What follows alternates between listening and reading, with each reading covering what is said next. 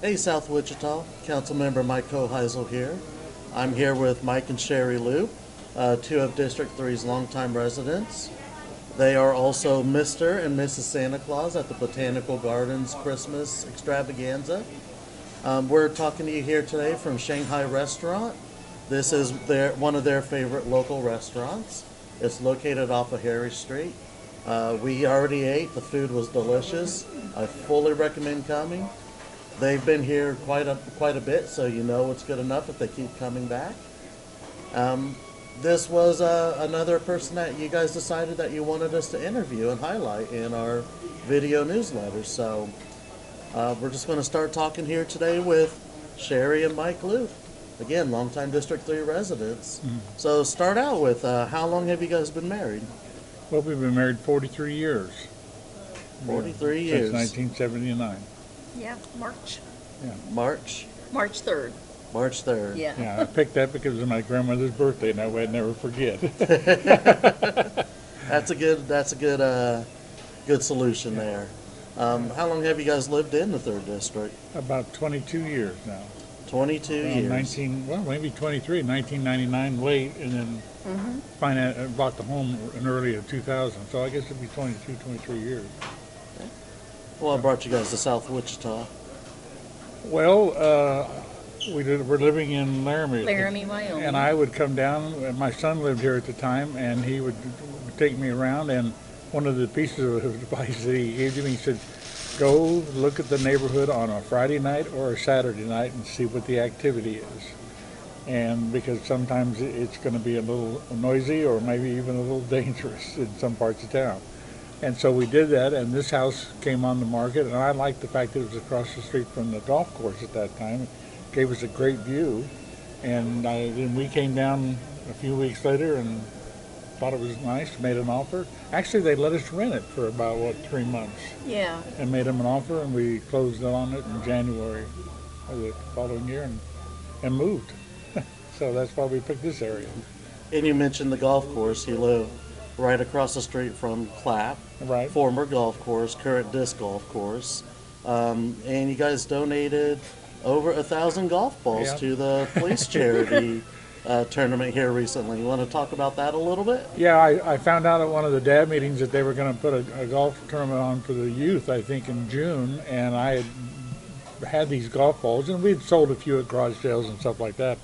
But I talked to the police officer. I said, if you're interested in them, if you can use them for the tournament or whatever you use, and they came by and looked at them and said they'll take them, but then they kind of ignored us for about a week, so we thought maybe they'd changed their mind, but then he showed up again. And there was over about 110 dozen egg cartons of golf balls, all names, all brands. So we told him, the best ones, whatever they decide to do with them, be the ones to use. And some were the colored one. I mean, whatever golf ball. Some of them were personalized. They were probably golfers in town that had hit golf balls in our yard. The strange thing is we would occasionally find them in the backyard, and that always startled us. Oh, yeah. We wondered if somebody stood in the street and threw it over the house or whether it bounced. Not a lot of good golfers out there, I guess. Well, not a clap. Right, not a clap, I guess. So, but anyway, we loaded them up, took two trunks of 2 police cars to get them out of the garage, and they were very happy to get them. And at this point, I don't know exactly what they're doing with them, but they're going to go to good use. Well, I appreciate that. I know they appreciate that as well. Yeah. Also, talk to me a little bit about the Mrs. and Mr. Santa Claus. How did you guys get involved in that, and how much do you enjoy that? Do you want to say anything about it? Well, I was working at Via Christi. That's what brought me to Wichita. And they asked me one year if I would like to play Santa Claus. And I had a Santa Claus outfit, so I stuffed my belly and walked around and did Santa Claus. And then then I moved over to Georgetown, and I did Mrs. Claus. And so I tried to convince Michael to play Santa Claus. But he informed me that he does not ho, ho, ho. Very well. And anyway, I could not convince him of that. But when he started working out at Botanica at the train exhibit, Yeah. the Jody out there looked at him and said, I think I found my next Santa Claus. And so between Jody and me, Jody at work and me Sherry at at home.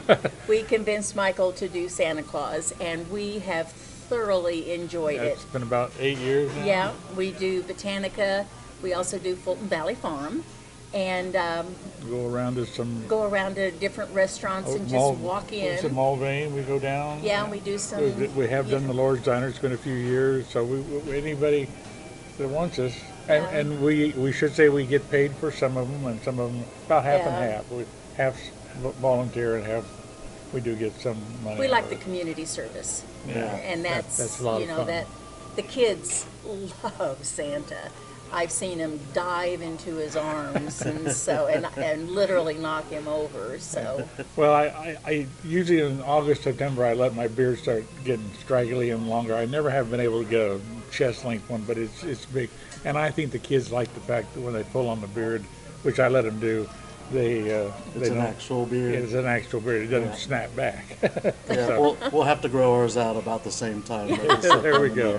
we can have a Yeah, contest. because we're looking for replacement in about 20 years. So you'd be ready. Well, we have the costume. Yeah. hey, at the current rate, this will be gray Yeah. in about 2 years Yeah, here. okay. So But I'm going to praise Sherry because most anybody can play Santa Claus. I mean, it's basic. You get in the red suit, you got to be happy. You kind of learn to read people and how they're going to react. But when you have a Mrs. Claus with you, it sells it, especially for the kids, because sometimes they're afraid of Santa Claus. And they'll go to Mrs. Claus and she'll talk to them, and the next thing you know, they're standing next to me because they've been paying attention to Mrs. Claus, and they're not afraid anymore. So you got to give a lot of credit to the Mrs. Claus. of course, yeah, We enjoy it. We do well together. Yeah, we you do. sure do. Yeah. I've gotten to know you guys pretty well over the last couple of months, and model couple. That's something my wife and I need to strive for. You're also a DAB 3 member. Yeah. How long have you been serving on DAB? We're researching that. We think around 5 years, maybe 4. I was going to go back because I can't think of the name of the lady that quit. And George talked to me, and Clint Denning was commissioner at that time. So it had to have been 4, at least 5 years. And I've enjoyed that immensely and learned a lot and learned to put my 2 cents in where I think it was deserved. And sometimes you just don't, if you don't know what's going on, you kind of sit there and just listen, because there's no reason to say anything if you can't get some good input. But community service for me started back in Salina, where I was born and raised. Sherry and I had the Tony's restaurant, which was Italian and seafood and steaks, and we would donate meals to the Red Cross when the blood bank came in, and we loved doing that. We got involved with the downtown association there. I got on the chamber board, and we're not overly busybodies about it, but we try to put our fair share of time in, donating it where we can. And then when we went to the Laramie, Wyoming, we kind of got away from it because it was a smaller community and we were both really busy up there. And then we got back here. We didn't belong to the association, the neighborhood association, for a while, but then we got to thinking about the school. And so we would go buy tissue, boxes of tissue, and then notebooks and stuff like that, and we'd take it over to the school. So I finally went to one of the neighborhood meetings, said I'd like to see this be a neighborhood thing that we do every fall for kids, and that got me involved there, and then on the board with that, and we did that for years, and I don't know why. Like there was a time I walked into the library room in the back of the house, and it was the table, the floors, everything was pencils, rulers, paper, and more paper, pencils, pens. Whatever we thought the kids needed. He would just buy, and then we would put it all in the car and take it over. But it literally, our library's not that big, but it was. It took packed. 2 or 3 loads to get it into the school. But we shopped around. If they had a sale on one week, we went and bought the best we could for the price we could get it for. So, and everybody else did the same though, and they all brought it to the house, and we took it over there. So it wasn't just us, but it got us involved. And somebody said one time, "Well, you don't have any kids here," and I said, "No, but we got grandkids in Texas, and I hope somebody's Right. thinking about them, because the kids need help no matter who you are. Right. So, and then, like I say, then I got asked to serve on the DAB, and that's kind of where we're at, DAB and Neighborhood Association. But this pandemic has really hurt attendance, so we're trying to Yeah. figure out a way to rebuild the people coming back. That is sadly a case. Neighborhood associations are vital to what we're trying to do in the district. So if you're reading this, if you have a neighborhood association, please Yeah. touch base with them, start attending meetings. If you don't have a neighborhood association, maybe find a group of your neighbors who are interested and get one going again. Yeah. Contact our awesome CSR, Becca Johnson, or myself, and we'll help you get set up with everything you need to get a neighborhood association going again. And these are what you make it. So if you want it to be more about public engagement and uplifting your neighbors, that's exactly what it can be. So, and you're also mowing people's lawns and Well, helping out with several neighbors. I started out at the senior center. They had a job club, and they also had a work organization that lined up people to mow yards for seniors that didn't have the equipment or didn't have the ability to do it, or they just were of the age they didn't want to do it. And we would go out, and the way we set it up, Chester, who's passed on since I started working there, you go out and you look at the lawn and you'd quote a price and see if they could afford it. Now sometimes I did lawns dirt cheap, and sometimes they couldn't afford it. I just would go ahead and mow it and then catch them the next time. Never charged them for what I did, but if they didn't have the money, I didn't let their grass get high because I didn't want the city to come out and put it on their taxes. But it started that way, and then I ended up having about 7 or 8 regulars that just called me at the beginning of the year instead of the Job Corps down at the senior center. So, but I've cut back this year a little bit. But I still, we mowed 5 Saturday, and that was our neighbors front and back, our neighbors front, and then our front and back. And it's 3 yards, but it's still 5 areas, and we did that.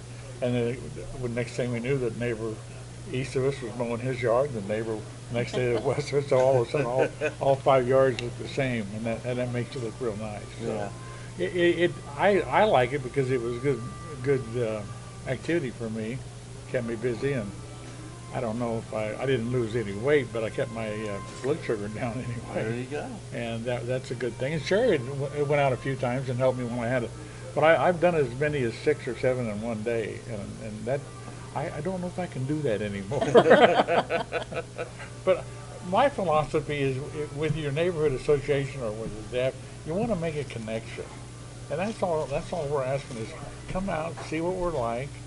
If you make a connection, you don't have to go to every meeting, but maybe something will come up throughout the year that you're interested in, and at least you know who you're going to go meeting with or who might be there, because we have a core that usually is pretty strong and doesn't hardly miss anything. So you give it a shot. Right. Yeah. Just need to make your voice heard. Right. Get out there and get active. Yes. Very good. Yeah. Well, I appreciate everything you guys do for the community. Thank you for taking us here today. Again, the food was delicious. I can see why it's one of your guys' favorite haunts. It is. And everybody, please, if you see Sherry and Mike Loop out and about, stop by, say hi. They're among the friendliest people you'll ever meet. And they're doing a lot of great things in our community, and I'm glad we got a chance to spotlight them this week. So again, thank you guys for everything you do. Well, thank you for Thank having you, us. Mike, for having us. Yeah. Hey, District 3, Councilmember Mike Hoheisel here. And Becca Johnson, your Community Service Representative, CSR. Yep, as always, very lucky to have Becca here on board and serving our district well over the past couple of months. So I'm sure I speak for us all when I say thank you for everything you do. We're just going to run through a couple of things here for our video newsletter. Again, we are here at Shanghai. They just celebrated 25 years at their location off of Harry Street yesterday. So 25 years. Come on down. Great food, a nice variety. Just great area. Great aura around this place. So fully recommend coming down and supporting a local business in District 3. Yeah. A couple of things I want to touch on real quick. We had a presentation on our BNR, our sewage treatment upgrades that we're going to have here in a couple of years. This was at our last DAB meeting. So you can go on the Facebook and you can watch the presentation if you have any questions yourself about the project that's going to be going on. Also, we are going to have a safety forum with WPD. If you go onto the city's webpage, we have a page on there, a portal called forum, and there's a series of questions that will be asked. You just answer there. You have to sign up for forum. You answer the questions, and at a later date, I will be interviewing somebody from Wichita Police Department on the questions and issues that you are raising. Hopefully, in a later date, we can turn this into an in-person meeting where we can brainstorm ways that we can actually make our community safer ourselves in working in tandem with the city and WPD. We all just need to look out for each other, and this is a good first step. So again, go to forum. It's on the Wichita webpage, wichita.gov. Sign up and ask whatever questions are on there. It'll also be linked below this video, so if you're having trouble finding it, just hit that link. May 21st, 8 o'clock in the morning along South Broadway corridor, we are going to be having our second Brush Up Broadway event. We did a first one last year. It was a rousing success. We do this in tandem with WPD, specifically Officer Anthony Villegas. This was his brainchild. We're going to clean up the South Broadway corridor from Kellogg to Pawnee and the surrounding alleyway.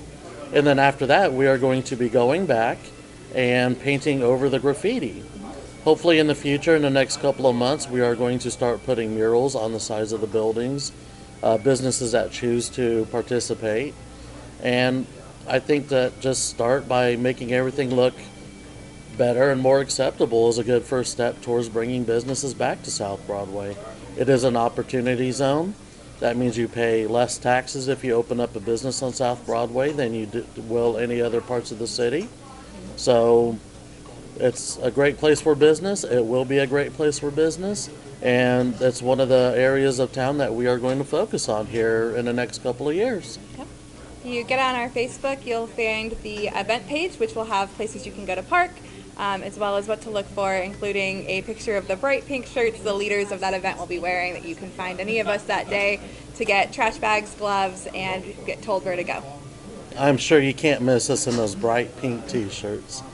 And afterwards, District 3 Zone Bill Stouffer will be holding a Festival of the Arts at Lincoln Park along there, and where he'll have local artists, and we'll be talking about murals that'll be going up on the sides of the buildings and other things that we can do in the future.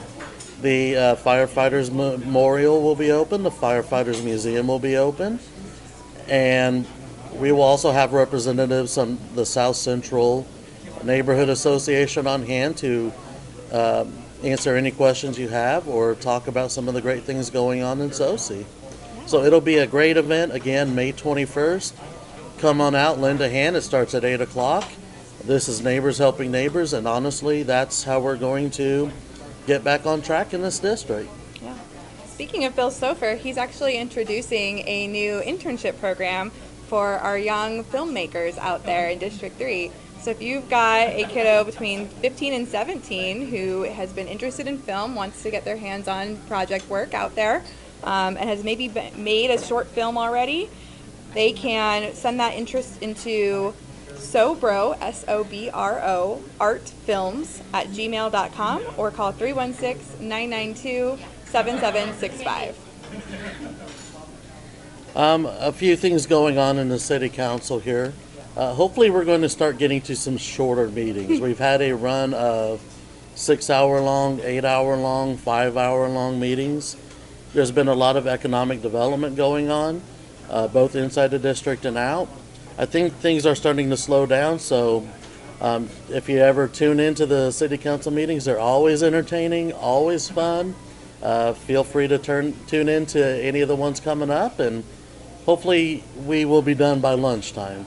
That's the desire among many of us anyways. But always a lot of important work to go on is going to be going on there. It's important for you to know what's going on in our city and our community. I fully encourage you to tune in. I recommend making popcorn. That way you have something for when it gets entertaining, or if they do continue to be 5 hours, you got yourself a snack to get through that lunch hour. Yes, yes. We do have a couple different programs that have started up in the May month that we wanted to let you all know about. The first of which is the Kansas Homeowner Assistance Fund.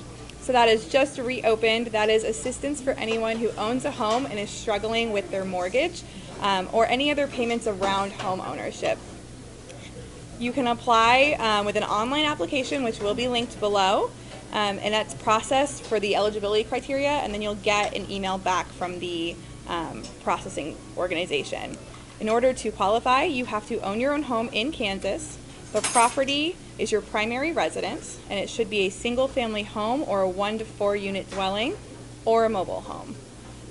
You have to provide valid proof of identification, and you have to show that you are at risk of losing your home without receiving assistance.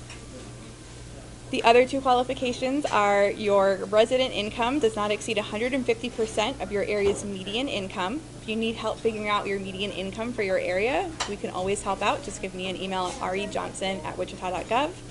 And then the last one is your household is experiencing documented financial hardship during the COVID pandemic. Please reach out if you need assistance. It's a lot easier to help you now than it will be further on down the road if you're further into a hole. So, Absolutely. so again, please just reach out. The money's there. The help is there. If you need it, please contact us. Yep. And they will help you with getting your mortgage reinstated if that's been having a problems, or just paying your mortgage, as well as paying taxes and property charges. Separate news, at our library is starting their Oceans of Possibility summer reading program on May 31st. So that is going to be all the way through July 28th at any of your Wichita Public Library locations. And it's encouraging our kiddos to read throughout the summer in order to help increase literacy and not lose any knowledge through the summer months. The biggest indicator towards whether or not you're going to be living in poverty in the future is third grade literacy. So if you have children at home who are struggling, this would be a great opportunity to bring them back up to par and help them out in their future endeavors. Yep. The program does include prizes on a weekly basis for different age groups. So get your kiddo enrolled in the proper group and they can start reading and getting awards. And our last thing we wanted to plug this week is that our Colvin Neighborhood Resource Center is starting a new program with the TRIO office at Wichita State University, and that is going to be called Coffee and Conversations. It will happen the second Wednesday of each month from 10:30 to 11. And that will be a time for people to meet and talk about getting educated past high school for adults. So if you have a high school diploma and are looking at maybe pursuing some opportunities past that and would like to talk more with somebody who can help you get financing for that or answer questions on how to enroll or different programs that might help serve you, just stop by Colvin on your second Wednesday morning and we will help you out. All right, is That's that everything. about it? Yeah. All right, South Wichita, again, thank you for tuning in. Please take care of each other. And again, I'd like to offer thanks to our rock star CSR, Becca Johnson. And if you get a chance, please come out to Shanghai. Food is great. Music is great. It's just a great place to eat. Great District 3 business. You stay safe out there, District 3.